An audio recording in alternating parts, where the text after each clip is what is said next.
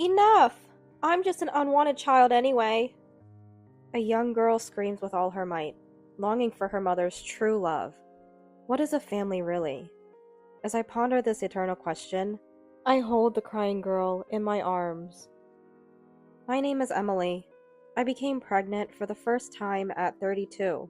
My husband Kenneth is 35 and has a child from a previous marriage. This is my first marriage, but Kenneth's second. He has a daughter with his ex-wife, Rosie. Rosie's infidelity was the cause of the divorce. Kenneth wanted to take his daughter, but she, only 2 at the time, adamantly refused to leave Rosie. Reluctantly, Kenneth let her go, as Rosie promised to take care of her. 5 years after the divorce, Kenneth still pays child support, but has never seen his daughter. I met Kenneth 4 years ago. We married a year after dating, and soon conceived. I'd be lying if I said I wasn't concerned about Rosie's child, but I harbored no negative thoughts. Instead, I felt sorry for Kenneth, unable to see his child. Before my pregnancy, I hadn't thought much about children. However, carrying a new life made me realize the pain of being separated from one's child. The mere thought of being apart from a newborn is terrifying. Maybe I'm slowly gaining a sense of parenthood. One day, while walking with Kenneth after a prenatal checkup, he suddenly exclaimed, "Ah!" he exclaimed. In front of us was a couple, arms linked. "Wow, long time no see," the woman said to Kenneth. "You too. Wait, isn't Stephanie with you?" I recognized the name. This woman was Kenneth's ex-wife, and Stephanie, their daughter. Despite living in the same city, their encounter left me speechless. Stephanie? Isn't she at home? She seemed indifferent about her daughter, out on a date with a man, possibly her boyfriend or husband. What's with that tone? You should know where your child is. She's in elementary school. She can stay home alone. She's only a first grader. Alone at home?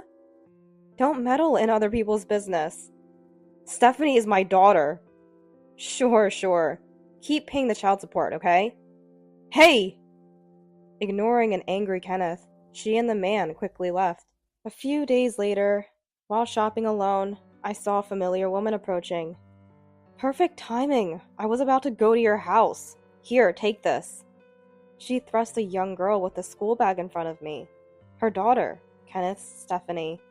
She must have learned our address through Kenneth. What I thought was coincidence wasn't. I'll be away for a while. Can you look after her? Wait a minute. Before I could respond, she disappeared. How fast? Left with Stephanie, I suggested. Let's go home. I couldn't leave her there. She was expressionless, silent, and immobile. Finally looking at me. I know I might not be perfect, but please take good care of me, she said politely. A first grader? Really? Confused, I let her roam. I'm so sorry. I gave Rosie a piece of my mind. Kenneth apologized when he returned from work. It's okay. We can't leave a small child alone. I understand. It's unclear what Stephanie thought of her father, but she quietly read her book. A very well-behaved, quiet girl. That was her first impression. Odd for a first grader not to miss her mother after a few hours, yet she said nothing. Until Kenneth got home. Want some snacks? Or, how about watching some anime? I tried to engage her. Don't worry about me. But all I got was, do you enjoy school? What's your favorite food? When I asked. Nothing in particular, she simply replied. Eventually, we both fell silent. It was incredibly awkward. That woman, she's off on a week-long trip with her new boyfriend. Not even thinking about where to leave the child. It's just terrible. How did she handle these situations before? Probably our recent accidental meeting made her think she found the perfect place to leave Stephanie. Her parents are long gone, Kenneth murmured softly, filling the air with a sense of helplessness. For a week, Stephanie remained a good girl. You might think that's good, right? No, I think it's not good at all. She's a child, right? Still a first grader. Isn't this the age to be a bit troublesome? In the end, she stayed good, and the week ended with an awkward silence. Then the day came for Kenneth's ex-wife to pick her up. On that Sunday morning, Stephanie seemed unusually restless. "Mommy, is she coming?" She's still a child, missing her mother. Just as I was thinking this. "What? You said your wife was there, right?" "Listen, my wife is pregnant and can't manage everything. You know that, right? Think about Stephanie's feelings, waiting eagerly for you." Kenneth's angry voice echoed. Stephanie looked out the darkening window with sad eyes. Her mother didn't come to pick her up at the agreed time. When Kenneth called her, she must have said something came up. Kenneth was furious. No pickup time for Stephanie today. "Keep your promises! It's cruel, isn't it?" Hey! Hey! You're kidding me!" She hung up. Kenneth stood stunned after being abruptly cut off. "Stephanie, how do I explain this?" As I reached to touch her shoulder, she slapped my hand away. "Stephanie? It's fine." "What?" "It's fine! I'm just an unwanted child anyway." "Stephanie, wait. Mommy always does this. Always choosing men over me. Always coming home late. Never cooking. Always just fast food from the grocery store. Just bread for school trips. Never coming to classroom observations. And she won't come to the upcoming sports day either." "Stephanie." Tears overflowed her eyes. "Am I unwanted? Am I just a nuisance to Mommy? I kept my promise. I was good. But Mommy, Stephanie." Unable to hear more, I hugged her tightly. At that moment, he probably couldn't hold back anymore. Stephanie burst into tears. She must have been holding back all this while, believing that being good would make her mother care. There were no unnatural injuries or shabby clothes on Stephanie. Her mother provided care, in a sense. But what a young child needs most is love. A tight hug, a gentle stroke on the head, to be told, "I love you, you're precious." That's what she never received from her mother. "Stephanie!" Kenneth couldn't help but embrace her too. "Dad." Their relationship had been awkward all week. A father and daughter, connected by blood, looking alike, but between them lay a thick wall, built over the long months of not being able to meet. However, the moment Kenneth hugged Stephanie, it felt like the wall between them crumbled. For a while, the three of us continued to embrace and cry. Eventually, her mother came to pick her up, but not until another week had passed. A month after Stephanie returned to her previous life with her mother. "I want to take Stephanie back." Kenneth spoke to me with a serious expression. "It's okay," I immediately replied. "Are you sure about deciding so quickly?" "What are you talking about? I've thought a lot over this month. If you hadn't brought it up, I would have suggested it." "Really?" "Yes. After all, Stephanie is your daughter, your beloved daughter, and she's going to be the big sister to our baby." I rubbed my swollen belly. At that moment, as if agreeing, the baby inside kicked. Overwhelmed with happiness, I looked at Kenneth. She needs a family that loves her, not just someone who lives with her and feeds her. She needs a real family. "Emily, let's go get her. Our precious Stephanie." "Thank you. Honestly, I still don't feel like Stephanie is my daughter, but she must feel the same. To her, that woman is her only mother, and she can't see me as a parent. That's okay. Better than leaving her with that woman. I can't bear to see her cry like that again. It doesn't have to be a mother-daughter relationship. Family doesn't have to be just that. That's what I want to believe. But we shouldn't force her. We need to talk to Stephanie first and understand her feelings." "Yes, her feelings are what matter most. Thank you." "It's something I can't do. Dad, you should do it." "Of course. I'll also consult a lawyer to make sure we can get custody without any issues." "Please do." And so, we began preparing to welcome Stephanie. But things moved unexpectedly fast, starting with Stephanie's sudden appearance at our house. One day, returning from a baby checkup, I found someone sitting in front of our house. It was Stephanie. What happened? Mommy? She burst into tears. Her hands were incredibly cold. How long had she been sitting there? Seeing Kenneth rush home early after my call, she cried again. After she cried herself to sleep, Kenneth called Rosie.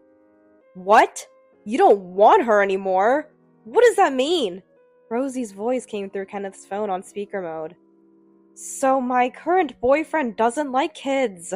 I can't keep her here. Just don't let the man into the house. He wants to live together, but I can't just abandon Stephanie, right? I don't want to be accused of being cruel to my child. Leaving her outside our house is cruel enough. What can I do? I just delivered her to her father's house. She's yours, Stephanie. You raise her. Fine. I get it. I'll raise Stephanie with all my love. She'll never go back to you. Is that what you want? That's what I'm saying. Oh, and I can't pay child support. I have no income. I don't expect anything from you. I'll see a lawyer tomorrow to start the process of changing custody, so make sure you cooperate. Okay. My boyfriend is calling. Bye. With a flippant reply, she ended the call. A long silence followed, broken only by Kenneth's deep sigh. I'm sorry. Don't apologize to me. Right, I'll check on Stephanie. Please stay with her. Emily? Yes? Thank you. I returned Kenneth's tired smile with my own. I didn't know what would happen, but just like the child in my belly, I was determined to protect Stephanie too. That decision, however, didn't make the sudden start of parenting easy. I hate this. I don't want it. I won't eat it. Don't talk to me. The complete opposite of her previous visit, Stephanie was now a difficult child. Probably due to the anxiety of being away from her mother. She needed to vent her feelings. I endured patiently. You can't throw things just because you hate them. Everything has life. You won't grow if you don't eat. You can't communicate if you just keep to yourself. Tell me about yourself, Stephanie. Gradually, as I continued to interact without faltering, her attitude began to change. As my due date approached and I was rubbing my growing belly, Stephanie hesitantly came closer. Seeming curious about my belly, I asked her, Do you want to touch it? Can I? Of course. Just gently. Yes.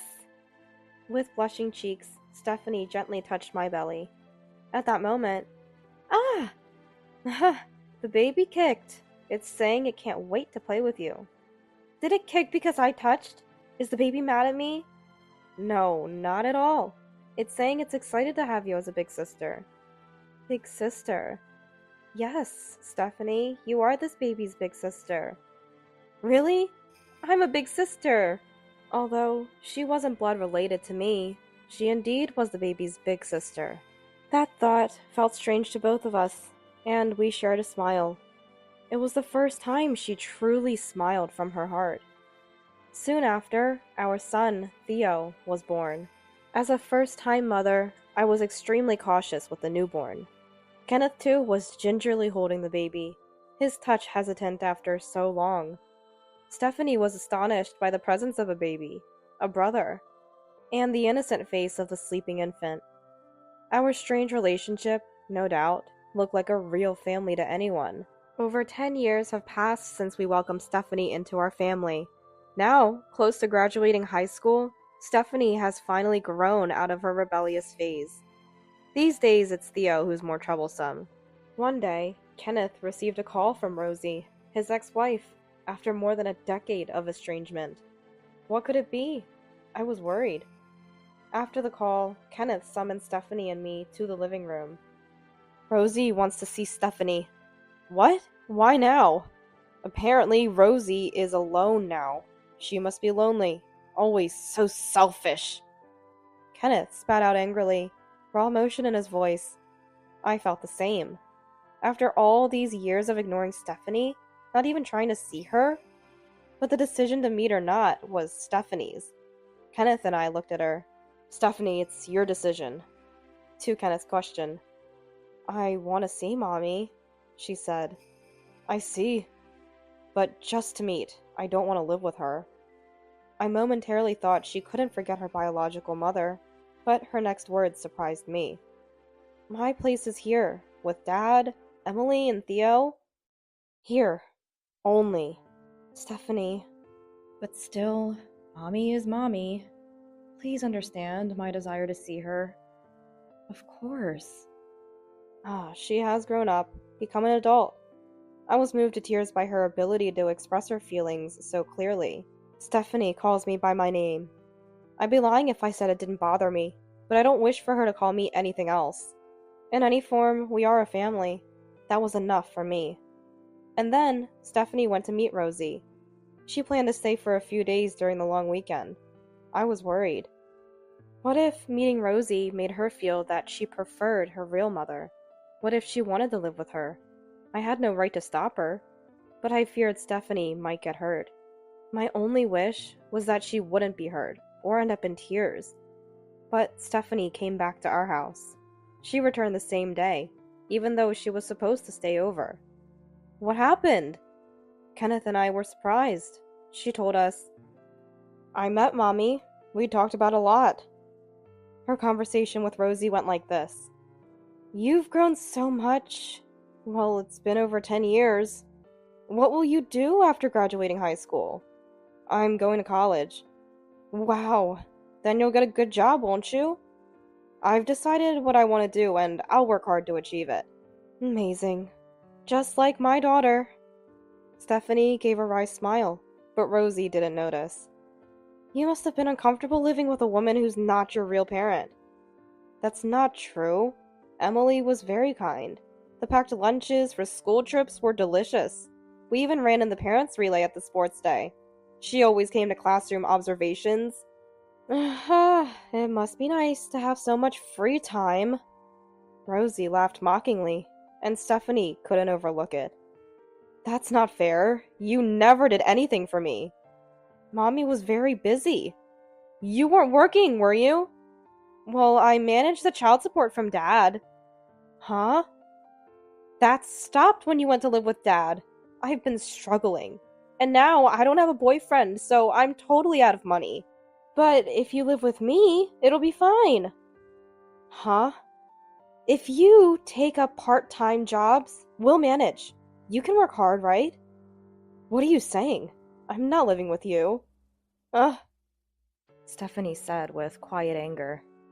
I came today to put an end to things. I've always wanted to tell you something. What is it? Thank you for raising me until elementary school. So you're going to repay the favor?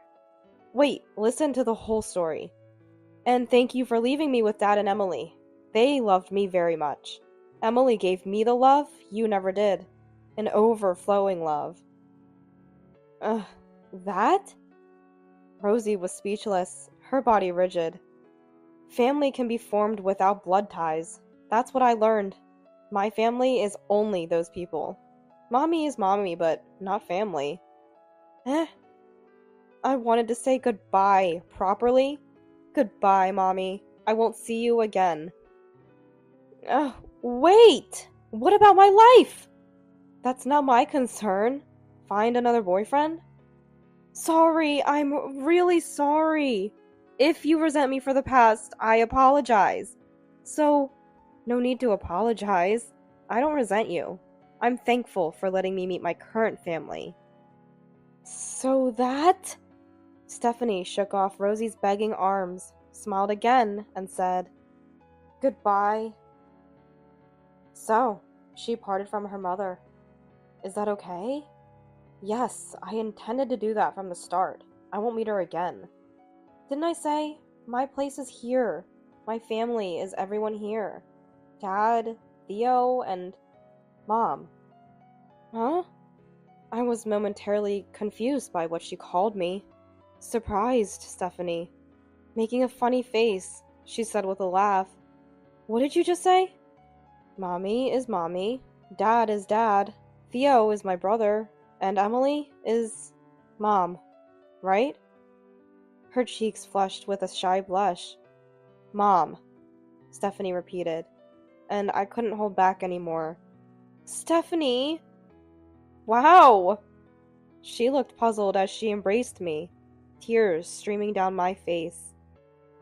Really, Mom always cries so easily, she said, laughing.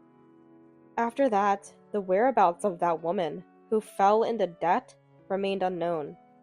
Our family's connection with her was completely severed.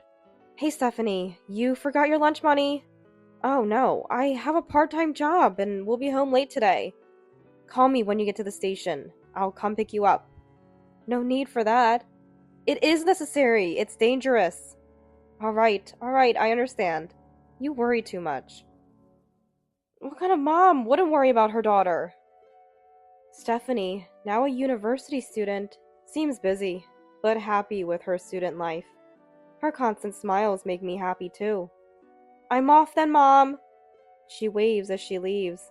I too smile and wave back, wishing happiness for her family today